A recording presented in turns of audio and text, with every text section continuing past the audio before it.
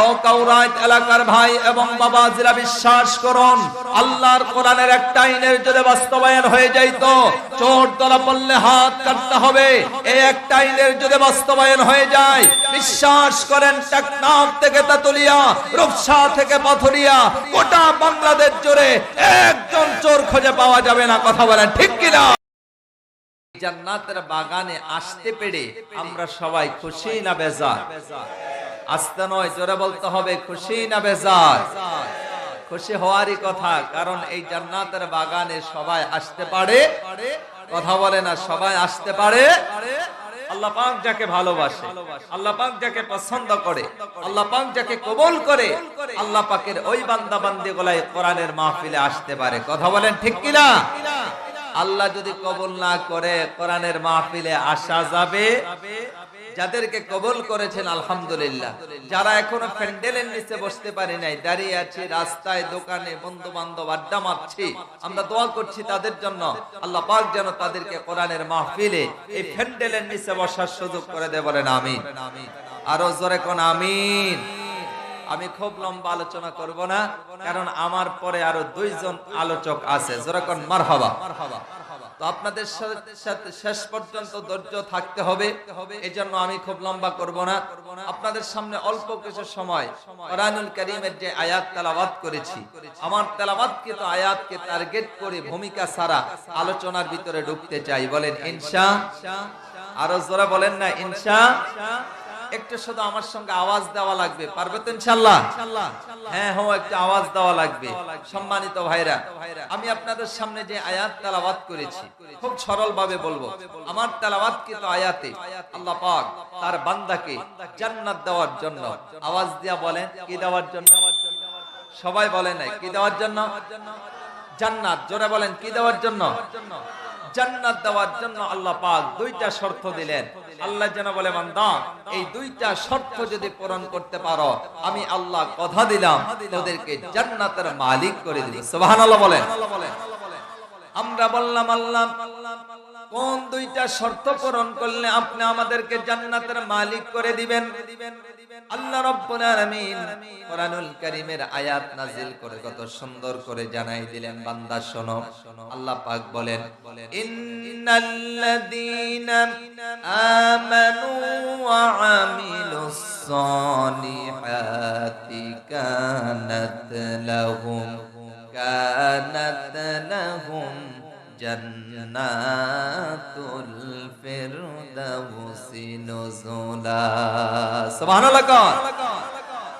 আল্লাহ পাক বলেন, বান্দারে জান্নাত পাওয়ার জন্য এক নাম্বার শর্ত হলো ইন্নাল্লাযীনা আমানু, নিশ্চয় যারা ঈমান আনলো। তাহলে জান্নাতে যাওয়ার জন্য এক নাম্বার শর্ত হলো ঈমান। আওয়াজ দিয়া বলেন কি? সবাই বলেন কি?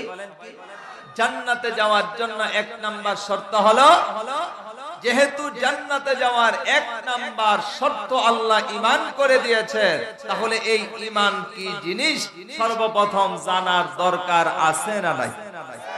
আসতে নয়, জোরে বলতে হবে, আছে না নাই? সর্বপ্রথম জানতে হবে জান্নাতে যাওয়ার জন্য শর্ত ঈমান। ঈমান কারে কয়, এটা সর্বপ্রথম বোঝা লাগবে। কথা বলেন ঠিক কিনা? আমি সংক্ষিপ্ত ভাষায় ঈমানের ব্যাখ্যাটা বুঝাই।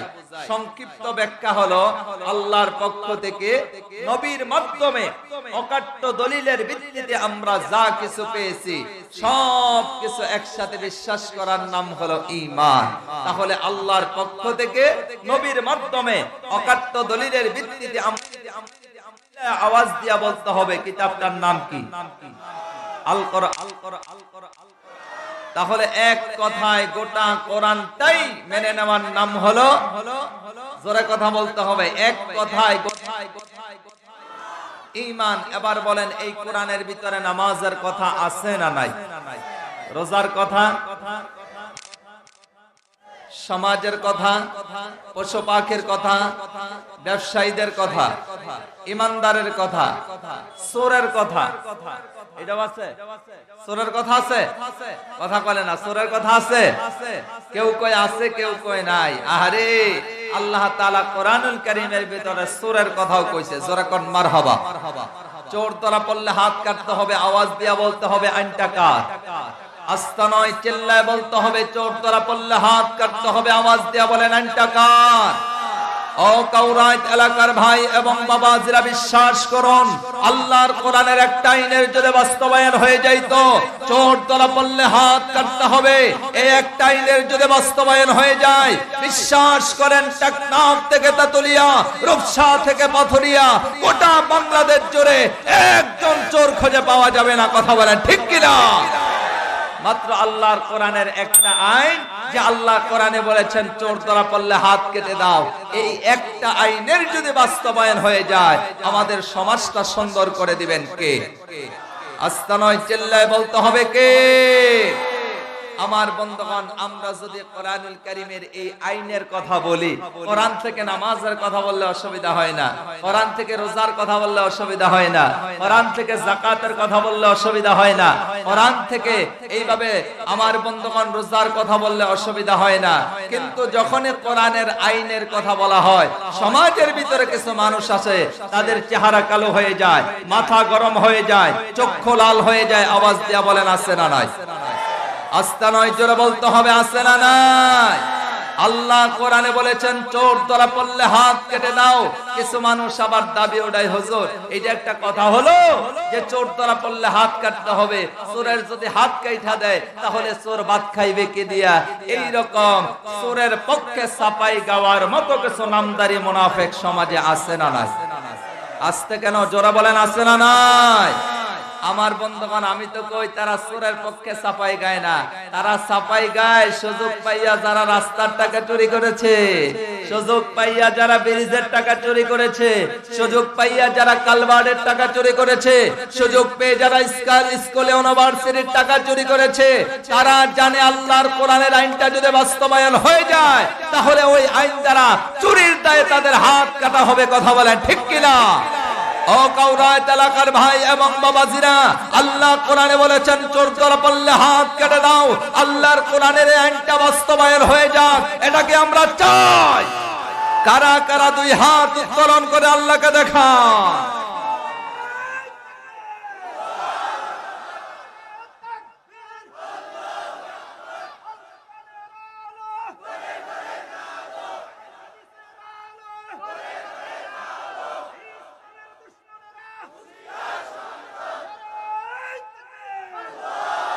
আমার বন্ধুগণ, আমার বাবাজিরা, তাহলে কোরআনের ভিতরে সবগুলা কথা ঢুকাই দিয়েছেন কে?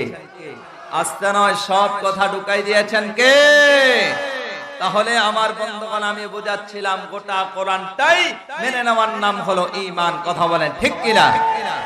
যেই কোরআন মেনে নেওয়ার নাম ঈমান।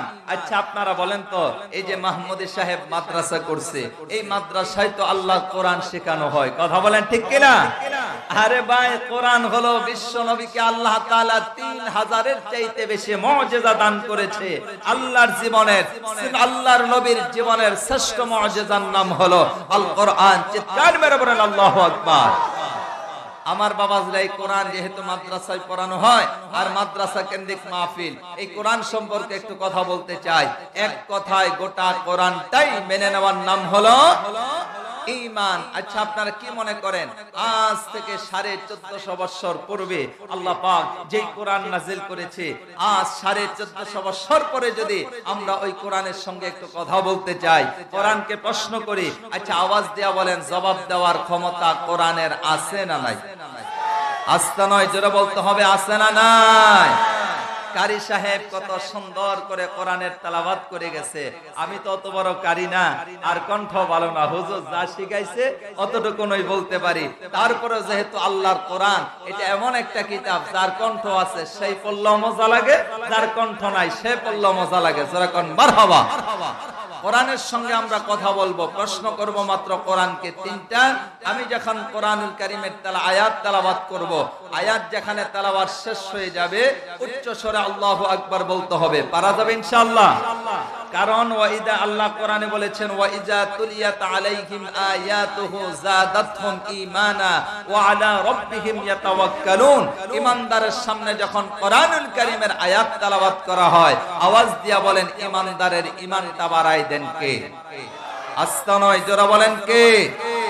তাদের ঈমান বাড়তে বাড়তে তারা এমন একটা পর্যায়ে চলে যায় তারা আল্লাহ ছাড়া আর কারো উপর ভরসা রাখে। তাহলে আমরা কোরআনকে প্রশ্ন করব, এক নাম্বার প্রশ্ন, কোরআন তোমার পরিচয় বলো। এক নাম্বার কোরআনের পরিচয় জানতে চাই। কোরআনুল কারীম, এক নাম্বার কোরআনুল কারীমের পরিচয় জানতে চাই। কোরআনুল কারীম সবচেয়ে বড় সূরা, এই সূরার নাম হলো সূরা আল বাকারা। এই সূরা আল বাকারার শুরুতেই কোরআনুল কারীম তার পরিচয় আমাদের সামনে উপস্থাপন করেছে। চিৎকার মেরে বলেন আল্লাহু আকবার। আমি তেলাওয়াত করছি বাংলা কণ্ঠে, যেখানে তেলাওয়াত শেষ উচ্চ স্বরে আল্লাহু আকবার বলবো। কোরআন তোমার পরিচয় বলো। কোরআন জবাব দেয়, যালিকাল কিতাবু লা রাইবা ফীহি হুদাল লিল মুত্তাকিন।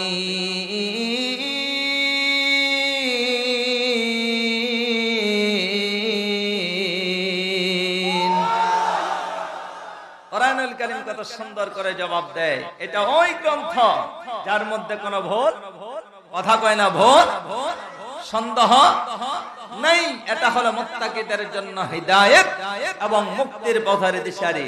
তাহলে কোন মানুষ যদি হিদায়াত পেতে চায়, কোন মানুষ যদি মুক্তি পেতে চায়, কোন মানুষ যদি জাহান্নাম থেকে বেঁচে জান্নাতের মালিক হতে চায়, একটু আওয়াজ দিয়ে বলতে হবে কোরআনের কাছে আসার দরকার আছে না নাই? আস্তে নয়, জোরে বলতে হবে আছে না নাই? আমার বন্ধুগণ, আমার বাবাজিরা, কোরআনুল কারীম এমন একটা কিতাব, কোরআনুল কারীম এমন একটা কিতাব যেটা পড়লেও সওয়াব, দেখলেও সওয়াব, হাত রাখলেও সওয়াব। যারা কোন মারহাবা। আর কোরআন তেলাওয়াত করতে যাইয়া, কোরআনের আইন বাস্তবায়ন করতে যাইয়া, কোরআনের ভিতরে সমান প্রতিষ্ঠিত করতে যাইয়া যদি কেউ কোরআনুল কারীমের কারণে গা থেকে রক্ত জড়ায়, আওয়াজ দিয়া বলেন ওই লোকটার দাম, সম্মান, ইজ্জত বাড়াই দিবেন কে?